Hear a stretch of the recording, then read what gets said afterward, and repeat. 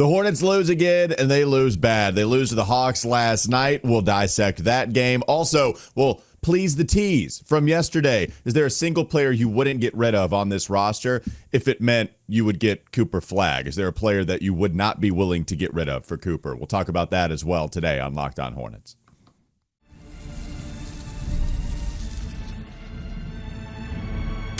You are Locked On Hornets, your daily Charlotte Hornets podcast. Part of the Locked On Podcast Network, your team every day. In a minute, cuz we live.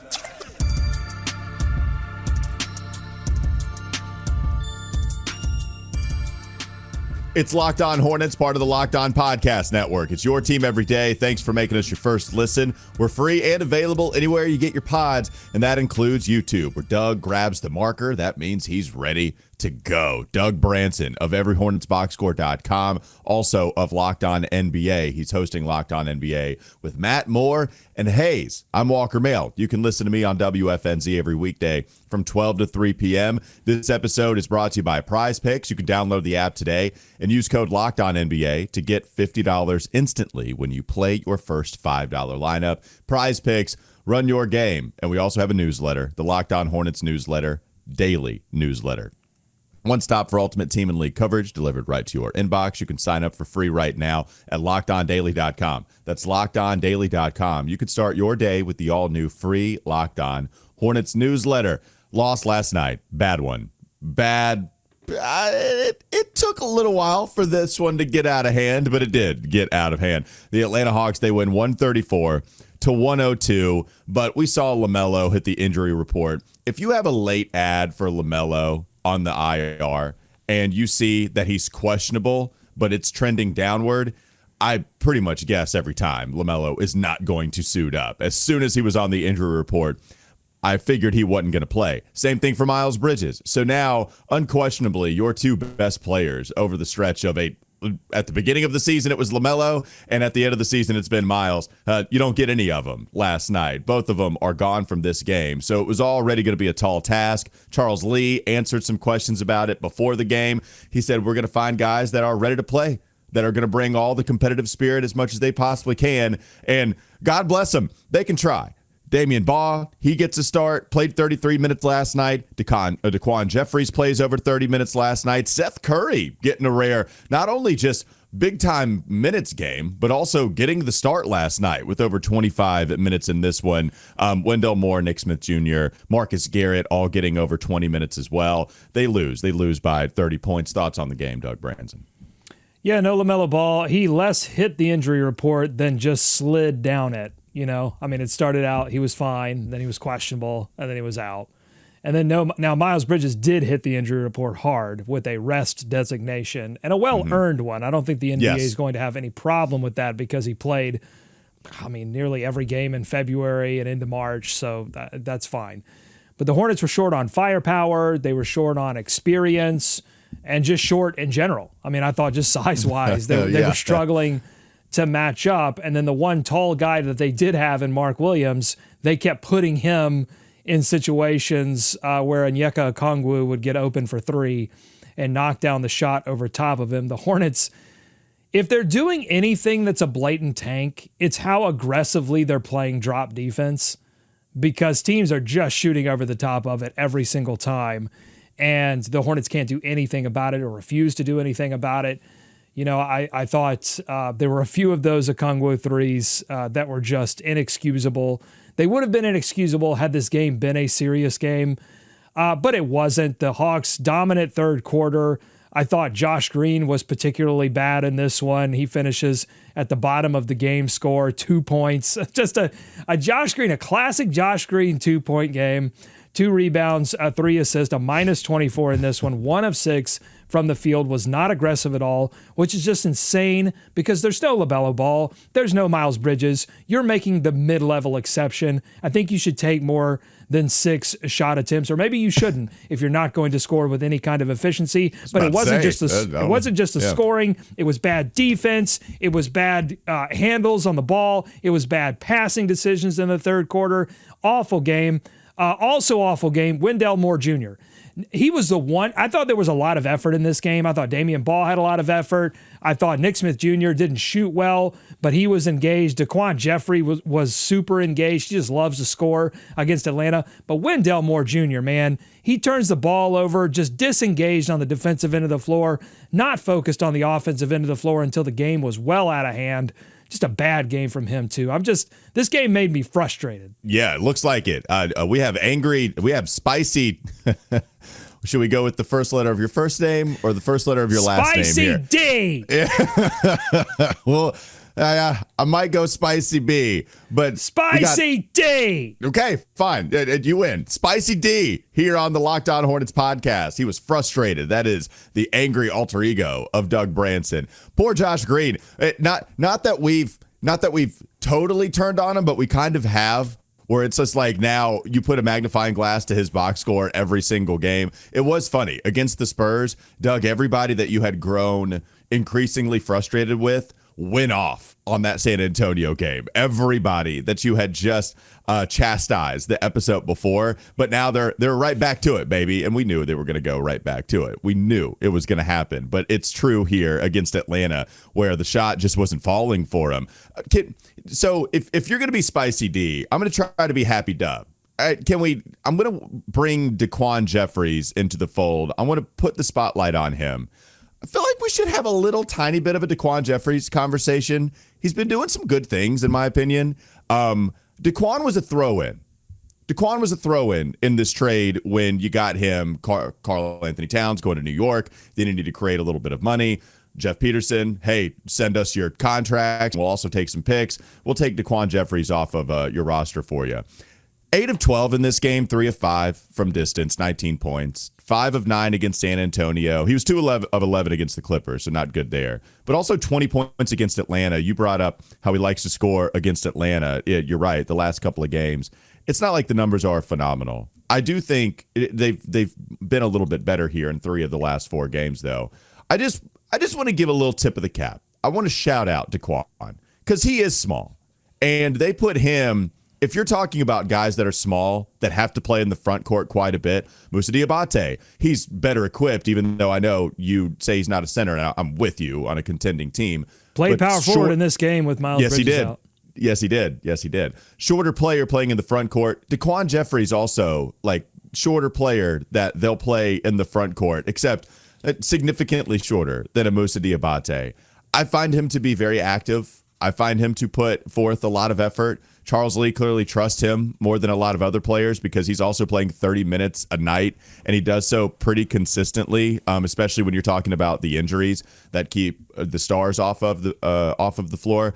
Just, if nothing else, just an appreciation shout. I'm not saying we need to keep DaQuan forever. I'm not saying that he's been incredible. I just want to give DaQuan Jeffries a shout. That's all. Just a little tiny shout for DaQuan Jeffries. Sure, that's fine. He's been admirable. There's so many players on this team that have been admirable. In fact, there are a lot of admirals on this team. They call it the Officers Club because there's just so many admirals on this team, so many players that you admire for their effort. The problem is they have serious problems with their game, which is why they're playing for the Charlotte Hornets in this particular moment. With DaQuan Jeffries, he's indecisive with the basketball. You saw it last night. If the 2 turnovers were just him not knowing what to do with the basketball when the game gets too fast, and then he fouls too much. And maybe some of that is him playing out of position, but he fouls a lot. He had 4 fouls in this game. He fouls a lot, and there's some defensive issues with that too. So, yeah, I just wanted to. I'm sorry. I just wanted to throw some cold water, some spicy deep water on there. So. I had to be because you know why? Because I want to be realistic. I'm trying to be realistic about what we're seeing right now. Is it within you to just go Spicy D on just like the most surface level shout? Because we're in March basketball. March Madness means something different when watching the Charlotte Hornets. We're in March for Charlotte. We got G Leaguers, two-way guys, March of Dimes. Dudes that have signed. I'm not going to touch that one. Dudes that have signed with this team in mid-February.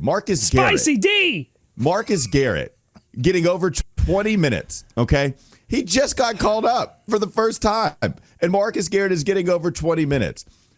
I'm going to choose to look at some of the good, and within the context of not calling him an all-star, just a little shout. Yeah, you said that's fine. He fouls too much. He turns it over. Yes, I know.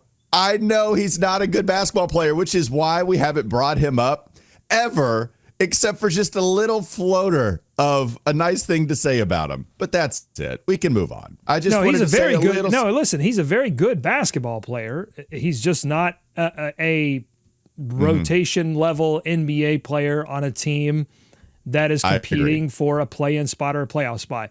Let me just quickly say this is why I'm frustrated with this game and why I'm Spicy D and why I'm throwing cold water on this.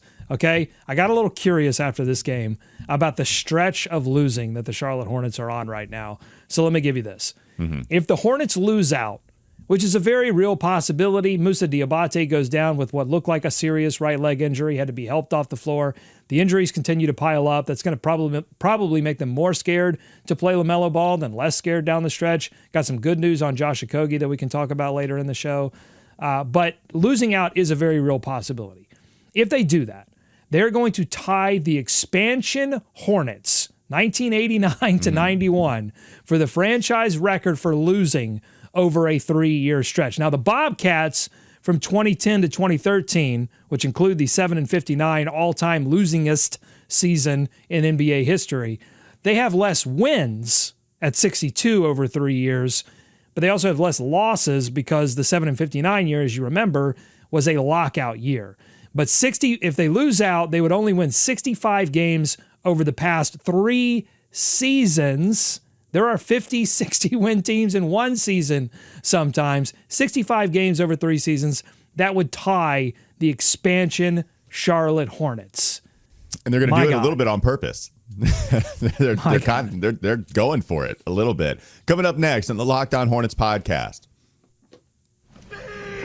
Bees everywhere! We get more Spicy D, and I'm not talking DaQuan Jeffries. Plus, we'll look at the 2025 NBA draft. Who's the guy you wouldn't get rid of in exchange for Cooper Flagg, and why is that DaQuan Jeffries? That's all still to come. Locked On Hornets.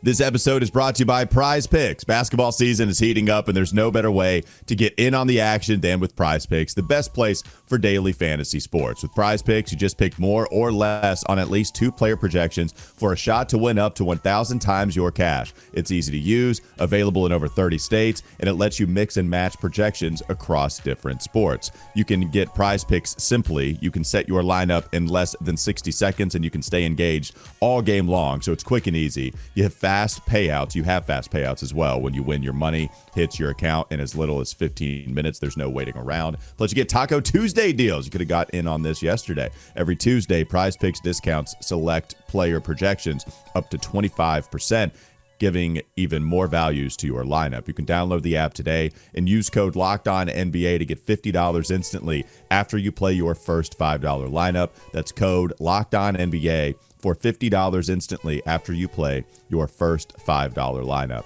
This episode is also brought to you by Hungry Root. When it comes to grocery shopping and meal planning, I've always struggled to find the time, but between work, life, and trying to eat healthier, I'd buy things I didn't need and still end up stressed about what to cook. Then I discovered Hungry Root. It's been a total game changer. Hungry Root handles your grocery shopping and meal planning, recommending meals based on your taste and health goals. From anti-inflammatory to high-protein options, they've got it all. And the best part, every meal is ready in 15 minutes or less.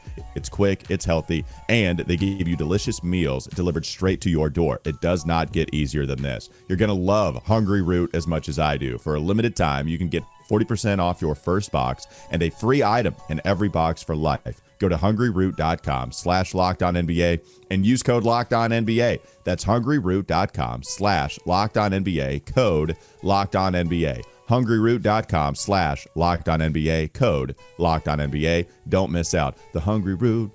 More Locked On Hornets ahead.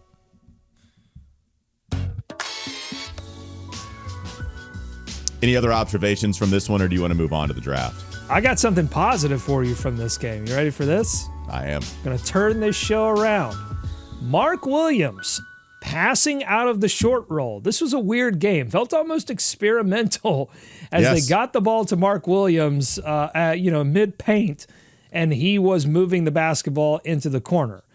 And I thought the ball movement in general, when they weren't turning it over, which they did a lot of, 17 times, they really hit the blowout trifecta in this. 15 and 10 second chance points disadvantage, 22 to 10 points off turnovers disadvantage, 19 to 14 fast break disadvantage. But wait a minute, I'm getting negative again. Hold on, let me get back to the positive.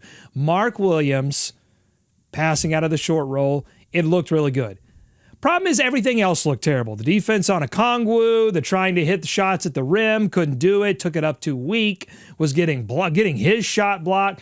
All right, I can't help it. I went negative. Yeah, no, it's okay. Not many minutes for him. 23. That they were going with it was Nurkic, too, getting a lot of minutes in this game. Nurkic at the beginning picked up a lot of minutes at 17. Because he was hitting the paint. I mean, they were getting the ball into him, and he wanted the smoke. He wanted the matchup. He was putting booty into chest, and he was going after it, getting the ball in the post and scoring, and hit a three. And, yeah, I thought of the two, he certainly played better. Yeah, only 2 rebounds, but yeah, I mean, but offensively, you're right. Like offensively, he gave you something. I honestly, I will say, I do stand by Mark looking a lot better coming into this one. And you mentioned the passing.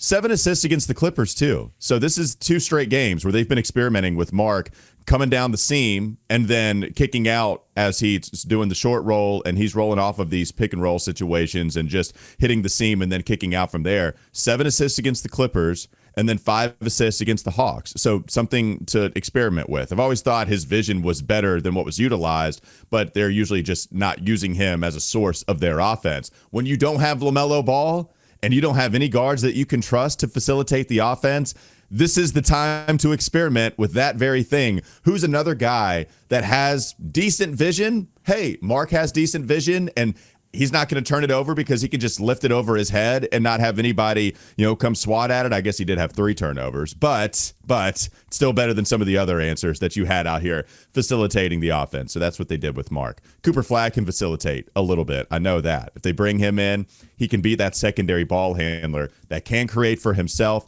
and just be a world of help team defensively and team offensively. He can play off ball, on ball. He's the real deal. So it goes to your question, Doug. Why don't you phrase it again for the people, and then we can talk about it. It's really simple, and we got some comments from YouTube answering this question. Who would you not give up to be guaranteed Cooper Flagg? Is there a single player on this roster right now that if a team came to you and said, give us this player and we will secure you the rights to Cooper Flagg, is there a player that you would say, nah, I'm good. I won't do that. I'll keep whatever draft pick I have. Yeah. I think the answer to that question is no. I think if it meant that you were going to be guaranteed Cooper Flagg, then I think you would probably I think you'd probably turn the page and move on. That's what I think you'd probably do. Now, if it was Walker's perfect world, what I would really want to happen is to win the lottery.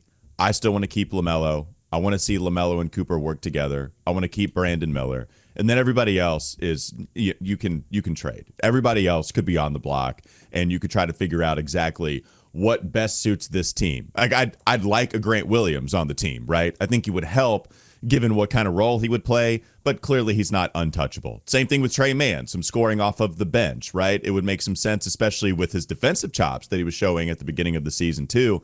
I thought he showed him last year right after the OKC trade. I'd like to keep Trey Mann as a role player, but clearly he's not untouchable as well. The guys that I would protect more than the other players on this roster, it would be LaMelo and Brandon Miller. I think everybody else you're probably moving on from. Miles too, but Miles is just always a weird one. If you want to continue the locker room culture in terms of how he plays on the court, being that leader, then that's fine as well. That makes sense to me. But in terms of the young assets, it's LaMelo and Brandon, and even those guys, Doug. It's not like I would not give them up if it meant I was absolutely guaranteed Cooper Flagg and just kind of a fresh start with everybody involved. Yeah, I think I appreciate Miles Bridges' leadership in the context of what the Hornets are going through right now, but I've never bought into this idea that you have to keep him in order to establish an identity. I think they could go out and find players from other winning cultures, and there's going to be no problem building a locker room culture if the guy at the top and Charles Lee continues to press and have his finger on the pulse of the players and really, I think, encourages Jeff Peterson to continue to find more guys that they've brought in like Ball and Diabate and other players. So, but back to the question here, I agree with you. I don't think there's a single player on this roster that you wouldn't say, all right. And that's, to me, it's a little bit of how high I am on Cooper Flagg, but it's not Victor Wembanyama. It's not LeBron James. It's not a guaranteed shot at superstardom. So I think it also is part having not seen huge developments from Brandon Miller when he was healthy early in the season. And then of course his season gets cut short. Like if his season wasn't cut short and we had seen, extremely positive developments from Brandon Miller, then I would say, okay, no, you can't give up on this guy. We just didn't get an opportunity to see that. And for LaMelo Ball, I think all the issues, the myriad of issues that we've seen this season with his offensive efficiency, with his decision-making, with his fouling, I think there are just major question marks in his game. And he could answer all of those questions, but on top of the injury stuff, it's a lot of questions. It's a lot of risk that you're going into the next few seasons with. And if you could just say magically reset on that, I think the Hornets would have to take that opportunity. Let me get a few comments in here from D23PP409 says, I wouldn't give up Miller for guaranteed Flagg. He's just shown too much promise. Everyone else is free game, even though giving up LaMelo, Grant Williams, Trey Mann would be hard. Tsunami Daddy says it might just be Trey Mann for me. LOL. How sick is that? Yeah. Awesome. Great. It's very sick. It's sick. But on the Brandon Miller thing, what do you think about that? Has he shown enough promise in a season and a quarter that I mean, obviously not for you. You said no to the answer to the question, but what about it allows you to say no, I guess? That I think Cooper Flagg is a pretty surefire hit. I just don't know how high he's going to hit. I think the potential for Cooper is multi-time All-NBA. I think that's the potential for Cooper. I think the floor is also pretty high in terms of just very, very good high-end starter. Like with even all-star. I mean, I think the over-under on his floor is like probably one all-star appearance, 1.5 all-star appearance. I think he's going to make it. I think he's just such a complete player. What's his weakness? I think in terms of a number one overall draft pick, because that's the number one overall draft pick's weaknesses are going to be very different from what we're talking about with the 30th overall pick and what their weaknesses are. Everything is relative. Everything is within its own context. So I think if you're talking about Cooper's weaknesses, it's probably a little bit of the handles and creating some space to get his shot off, which is important for a guy that you want to create some offense through. It's not terrible, though. It's not bad. He's gotten better at it, and I think he's only going to get better, and I think he does so many other things really well. The shooting started slow, but he's even picked that up as the season has gone on. And really defensively, I think he's the real deal, man. I mean, he moves his feet well. He's active. He's all over the place. So it's really just the surefire bet that Cooper Flagg is going to be very good. You bring up Wemby. No, Wemby's generational. We were bringing him up with LeBron. We were bringing him up with Ralph Sampson. It's the only other body type that we could sort of make sense of when trying to compare Wemby to just somebody out there. And even still, Ralph Sampson probably doesn't hit at 100% when you're trying to find that comparison. I think Cooper Flagg probably hits a little more like Cade Cunningham. When Cade Cunningham came out, he was the number one overall pick, and there wasn't any doubt about it. It took a little bit longer for Cade to hit, but he just might make All-NBA this year, and he's going to be in contention for that, you would think, every season as long as Detroit gives him talent and as long as he stays healthy. So I probably put Cooper Flagg, maybe even I would put Cooper Flagg a step above Cade Cunningham. But Cade Cunningham, he was a surefire number one overall pick when he came out too. Why? I mean, the ACC much better than I do, and college basketball in general. Why is he not generating the same kind of hype that like Zion Williamson did? Is it just because he's not? Oh, I love. He's not a freak athlete. Oh, I love this question. Well, one, I would say he is, but not like Zion. Right. So okay, just I would say he's creating a ton of buzz even still. I don't think anybody has ever created as much buzz as Zion. I think Zion is a tier above Cooper in terms of what we thought of him going to the NBA. Doug, there are a few sports references pages that I visit monthly, maybe once every 2 months. Barry Bonds' baseball reference page is one of them. There's just so much bold. It's the best hitter, in my opinion, of all time. So Barry Bonds. MJ. I'll go to MJ's basketball reference page a lot and try to make sense of that. LeBron as well. Zion Williamson's 1 year at Duke sports reference page is another one of those stats. He is, think about this, without playing center, okay? Zion Williamson is the all-time college basketball leader in 2-point field goal percentage, shooting more than 10 2-point field goals per game. He is the most efficient player ever inside the 3-point arc. And he's not like a 7-footer that just had to catch lobs in college. Mark Williams is somewhere in the top 20, okay? You have other Duke centers that are somewhere in the top 20, but that makes sense because they're not high usage guys. It's just lobs. It's just short. It's just the dunker spot. It's whatever. But Zion is the most efficient player ever inside the 3-point arc. He also led the conference in steals that year. He also had, like 50 blocks or something. So Zion, as much as I love Cooper, because we've had this conversation about how does Cooper Flagg's 1 year at Duke compare to Zion's, Cooper is amazing. He has one of the best freshman seasons of all time. He's going to win National Player of the Year, in my opinion, and deserves it over Janai Broome. And yet still, it falls short of Zion because that's how crazy, that's how special he was his 1 year with the Blue Devils. So that's what I would say. That's a good explanation. I wonder if he does come back for the tournament, if he has an amazing tournament, if the hype meter if the hype dial gets turned up.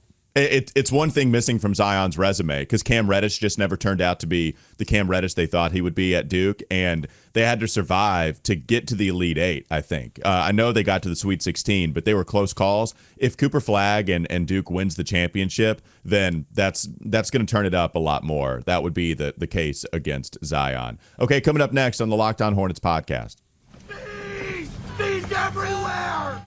Give you some injury updates. Unfortunately, we suffered an injury here in Hornets land last night against the Hawks. We'll tell you about that coming up next. LOH. This episode is brought to you by Robinhood. With Robinhood Gold, you can now enjoy the VIP treatment, receiving a 3% IRA match on retirement contributions. The privileges of the very privileged are no longer exclusive. With Robinhood Gold, your annual IRA contributions are boosted by 3%, plus you also get 4% APY on your cash in non-retirement accounts. That's over 8 times the national savings average. The perks of the high net worth are now available for any net worth. The new gold standard is here with Robinhood Gold. To receive your 3% boost on annual IRA contributions, sign up at Robinhood.com/gold. Investing involves risk. Rate subject to change. 3% match requires Robinhood Gold at $5 a month for 1 year from first match. Must keep funds in IRA for 5 years. Go to Robinhood.com/boost. Over 8 times the national average savings account interest rate claim is based on data from the FDIC as of November 18th, 2024. Robinhood Financial LLC, member SIPC. Gold membership is offered by Robinhood Gold LLC. More Locked On Hornets ahead. The NCAA tournament is here, and so is the Bracket Breakdown. Locked On Podcast Network and Amazon Fire TV channels are teaming up to deliver NCAA tournament coverage like never before. Watch studio shows featuring former players and Locked On's local experts as they guide you through every upset, buzzer beater, and bracket matchup. Stream it all for free on Amazon Fire TV channel. Search Bracket Breakdown to see it all for free. It's your team every day.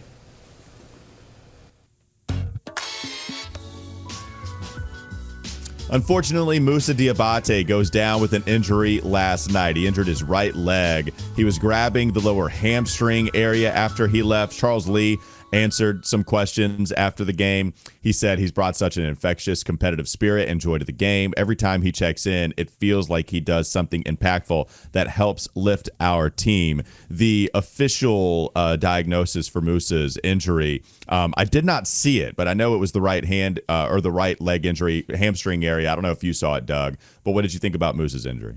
That seemed to be what he was grabbing, but we have not gotten official word on what it was or how long he's going to be out. I think they should add an injury designation. Injured the Hornets' soul, the Hornets fan base's soul, because Musa Diabate has been everything to this team in terms of, talk about culture setter. He's a culture setter because he represents everything that Lee talks about in terms of Hornets DNA, giving effort, caring about every play. Before that happened, before that injury, he was one of the players that I identified in every Hornets box score as just continuing to give a damn despite the Hornets record, despite them being down by 20, 25, 30 in this game at one point. He just keeps playing hard. There's nothing that can keep this guy from playing hard except for an injury. And that's what he has now. And it's just so unfortunate. I hope he can get back out onto the floor for a few more games. And he even took a three. And the three didn't look bad. He took a corner three-point attempt as a power forward, which is how I think that's his really only route to serious playing time for the Hornets next season. And shot form looked good. It rimmed out, but it didn't look awful. And the Hornets were tossing up air ball threes left and right from players that you would expect to hit rim. And he actually hit rim. So I don't think it's impossible that he can develop a three-point shot. But just, super disappointing. We did get good news on Josh Okogie. He's the leader, I think, in plus minus for the Charlotte Hornets this season.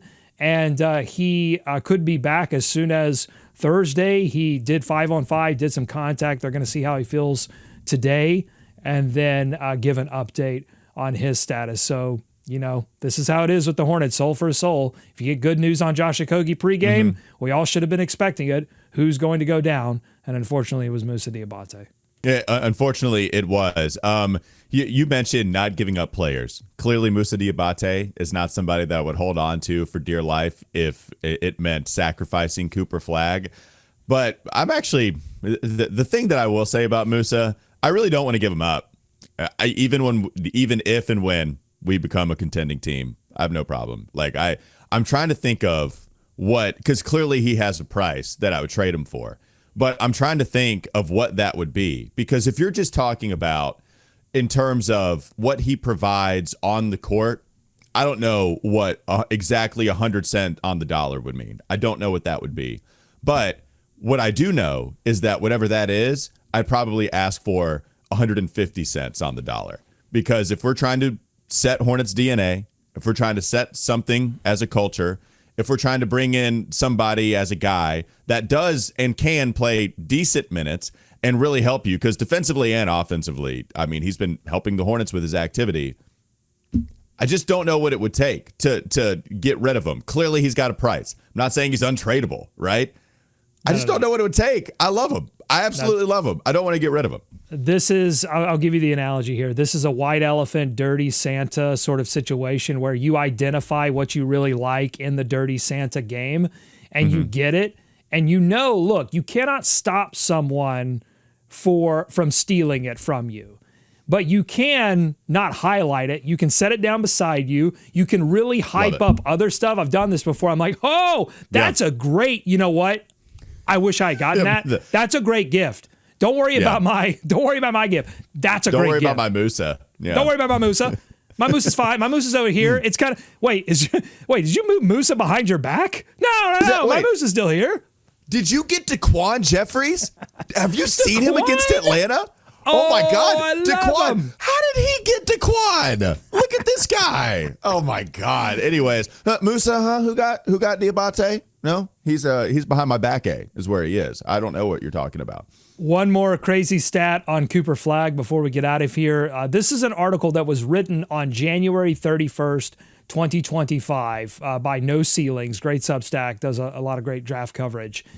They said that Cooper Flagg, this was on January 31st, his block percentage, 4.3%, only 4 former top picks, Victor Wembanyama, Zion Williamson, DeAndre Ayton, and Karl Anthony Towns. What do all 4 of those guys have in common? Oh yeah, they're bigs, they're centers.